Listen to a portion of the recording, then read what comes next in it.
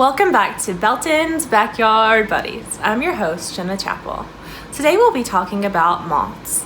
Moths are in the order Lepidoptera, which is the same order that the butterflies and the skippers are in. There's lots of similarities between moths and butterflies, but they're not the same. Today we're going to go over that.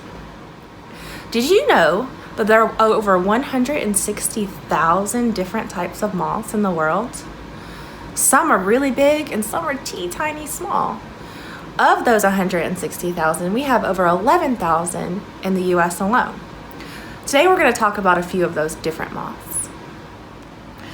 Alright, so we're going to look at some differences between moths and butterflies. As you can see here, this is a monarch butterfly. Now, this came from Michigan.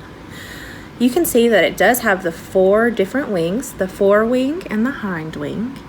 And it does have the 3 body parts, just like an insect is, because it is an insect: head, thorax, and abdomen. Now, something that's similar between moths and butterflies, they both have what's called a proboscis. Now, that's a big straw-like tongue. Now, they go up to like a little flower and they go and they slurp it up. And they're the only insect in the world, moths and butterflies, I guess they're 2 different types of insects, that can roll their tongue back up to keep it safe from other things. And they can be really big, so they can get way down in there. Now let's look at the antenna of this butterfly. These butterflies have these clubbed-like antennae. If you can get real close, they're like threads that end in a little club. Now, that's different from a lot of moths. Moths will either have one of 2 types of antenna. If it's a girl, it will have thread-like antenna like that, but it'll have teeth. If it's a boy, especially these big silk moths, they have sexual dimorphism, which is differences between girls and boys. They have these feather-like antennas, and they have it like that. They're big and feather-like and have lots of surface area so that they can pick up chemicals that the females emit at night. How cool is that? Now let's talk about one more difference between moths and butterflies. Again, this is the monarch. This one looks like it's a female because it doesn't have the scent glands. Now remember, it has front wings and hind wings. Moths also have that. They have front wings and hind wings. They're shaped a little differently, but they do have 4 different wings. They do have the 3 body parts of an insect. They have the 6 legs. And what's different about the 2 of them is that at rest, which is what this butterfly looks like right here, when it's resting on a flower, it will usually have its wings out, spread out. Now, most moths, not all moths, because there's always exceptions to the rule in science, a lot of moths that you'll see at night will look like this, like an arrow shape when they're at rest. You'll see them around lights and on your windows, on your porch, and they'll look like this, like a triangle. Some will look a little like this, but most will look like this. Isn't that interesting? Next, we're going to talk about life cycles. Now, this is an example of what a moth cocoon might look like. This is not all moth cocoons, but a lot of moth cocoons, especially the silk moths.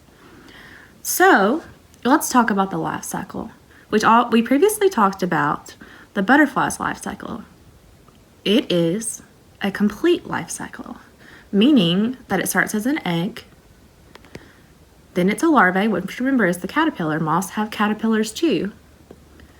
Then it's the pupa stage, which is this for a moth, and then it's the adult. So let's look at a moth pupa. If you'll see that right now it's on a leaf. They're not always on leaves. They might be on tree trunks. They might be in the soil. Sometimes they'll land on weird objects. I found one on the roof of a car before. But usually they'll look something like this. So I just demonstrated this with cotton, but usually there's some type of silk, and the silk is really strong. It's so strong that sometimes we make clothing out of it. So the silk that we make clothing out of is that silk. Isn't that cool? So this is a moth pupa case. So butterflies have a chrysalis, that's their pupa case. This is a moth's pupa case. As you can see right there. They have an extra layer of protection called the cocoon. So a chrysalis is not a cocoon. A moth makes a cocoon around its pupa case. So not all moths do this, just silk moths. Well, not just silk moths, but mostly just silk moths. Some moths will just have a bare pupa case like this, and they will lay eggs in soil. And the pupa case, it can move around. It'll dig itself in the soil, and that's where it waits out the rest of its life cycle to come out as an adult. So those are usually the sphinx moths. You'll see a lot of those. So if you were to dig around in the garden and you see something similar to this, you touch it, it's probably going to wiggle around, which is funny because there is something alive in there. Then just bury it back where you found it and just leave it alone. And it might become a beautiful moth one day. So we just talked about the life cycle of a moth. Now, we talked about the cocoon, which remember is not the pupal case, it's an extra protection. Now I wanted to talk about the relative size of a cocoon. This is a Cecropia moth. It's a little withered down. So this is the largest moth that we have in North America. Its wingspan would come out to about right here. This one's been eaten a little bit, which is huge. So if you can imagine, it's probably about the size of my hand. Now that means the pupa case and the cocoon would have to be relatively larger than a normal moth. Now this is a giant silk moth like we talked earlier, so it would have that pretty cocoon on the outside. Now we've seen these cocoons in trees at the local state park, and because this moth is so big, the cocoon is equally big. So if you can imagine, it's about the size of one of these average eggs that you would find in your refrigerator. How big is that? Imagine holding that in your hand. It's made out of silk, and it has one of these pupating in it. How cool is that? All right, so we just went over some life cycles. I introduced the Cecropia moth. It is the largest moth in North America. Now we're gonna introduce the Atlas moth. The Atlas moth is the largest moth in the entire world. Now this is an Atlas moth right here. As you can see, it has the fuzzy antenna.